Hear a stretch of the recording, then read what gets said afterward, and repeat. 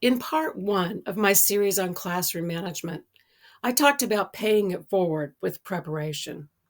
This is the first step in effective classroom management, preparing and paying attention to details before you begin teaching a lesson.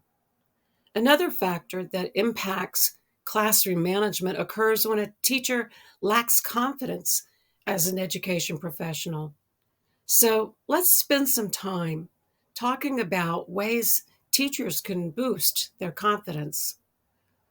First, let's go back to the topic of my first video that addresses paying it forward with preparation. This is always the first step in developing effective classroom management skills. A lack of preparation is a major confidence killer. I mean, who could possibly feel confident when fumbling around to find a link on the computer, search for papers, or try to remember where you place the text that you want your students to read? Students know when a teacher is disorganized, and they will fill the void created when the teacher fumbles around.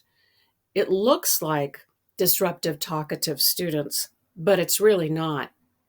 It's an unprepared teacher who hasn't taken care of the details before beginning the lesson. What's a confidence booster? Feeling like an expert. Ask yourself before teaching a lesson on anything, am I the expert in the room on this topic or skill? Whether it's teaching phonemic awareness skills or a play by Shakespeare, as the teacher, you should be the expert in that you have a thorough understanding of the topic or skill you are teaching. Who could possibly feel confident when teaching something that you're not prepared to teach?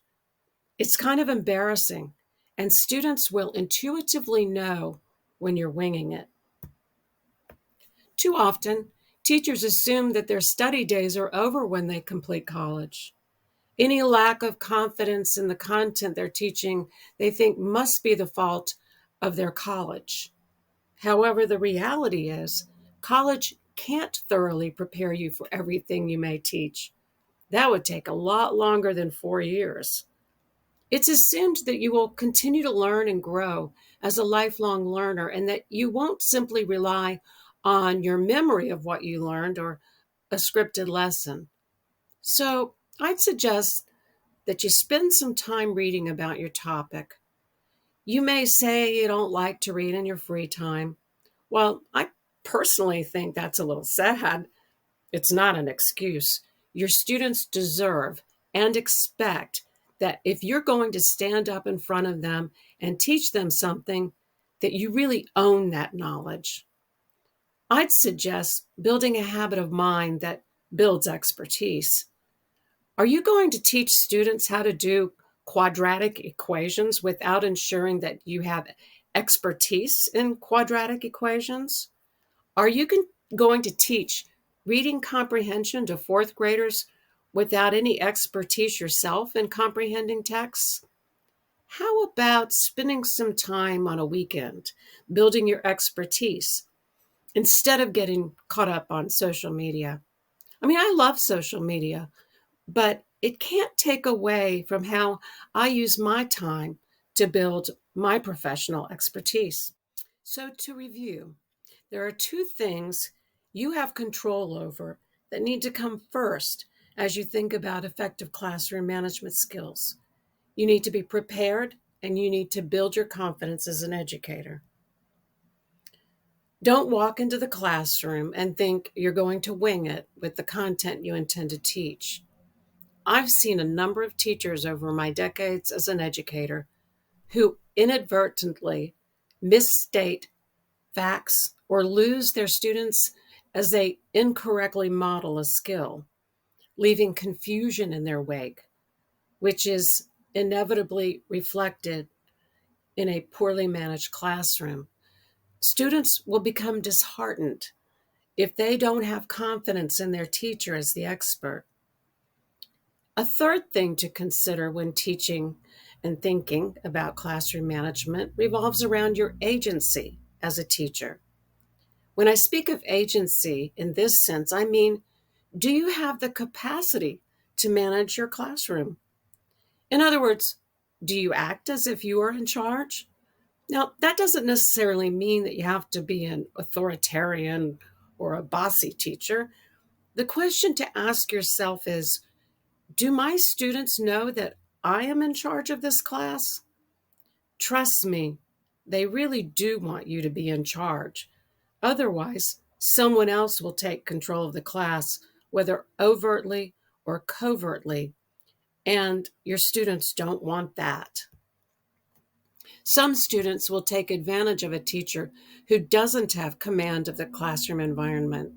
They may covertly suck the energy out of the room by whispering to other students, not paying attention, checking their phones under their desks. You can fill in the blank with any number of distracting behaviors. This can impact other students who are trying to pay attention and takes away from their ability to learn. It's difficult to feel confident if you don't have command over your classroom environment.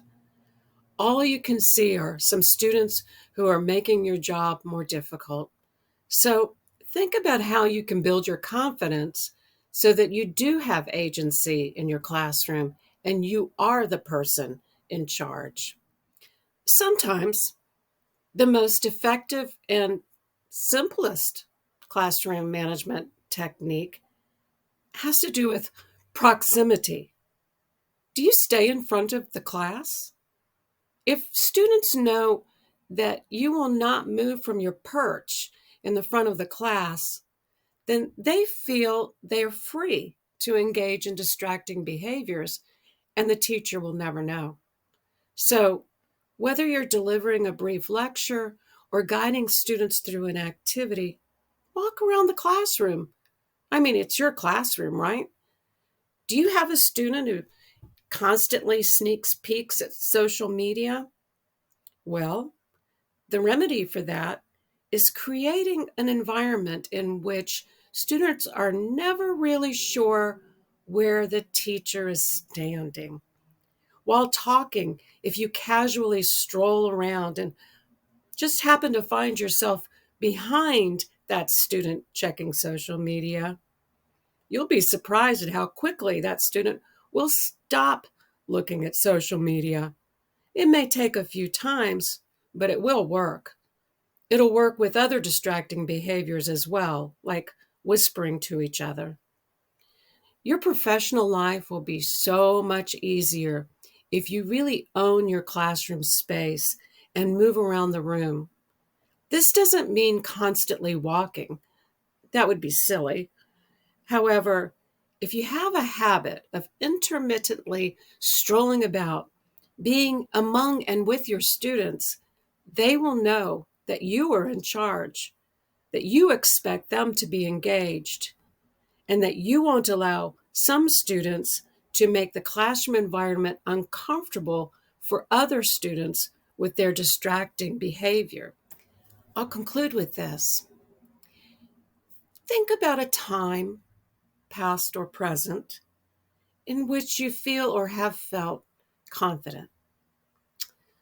Was it while you were engaged in sports or in a social gathering with family and friends? Maybe you were sharing information about a hobby or gardening or baking or exercise. Consider what it feels like to be in that situation that contributes to your feeling of confidence. Maybe it's because you're doing something that you know you are good at doing and you know that you will be successful. It may be that you are relaxed and that makes you feel confident. Or perhaps it's the presence of people who care about you and enjoy your company. How do you think you appear to people when you are confident? And how do you feel? Spend some time thinking about that. How can you emulate that as a professional educator? If you work towards this goal, you will be able to be yourself as a teacher, and your students will appreciate getting to know you and being in your company in your classroom. Your confidence will grow if you develop a habit of mind as a confident educator, one who pays it forward with preparation, one who is the expert in whatever you are teaching, and one who has agency as the person in charge of your classroom. As your confidence grows, you will be able to develop your students' confidence as well. Now that we've laid a foundation of effective classroom management, beginning with habits of mind, preparation, and confidence, we'll turn our focus to more specifics and the students in your classroom, those that make up that beautiful, multifaceted kaleidoscope that reflects you and your students engaged in the amazing world of teaching and learning.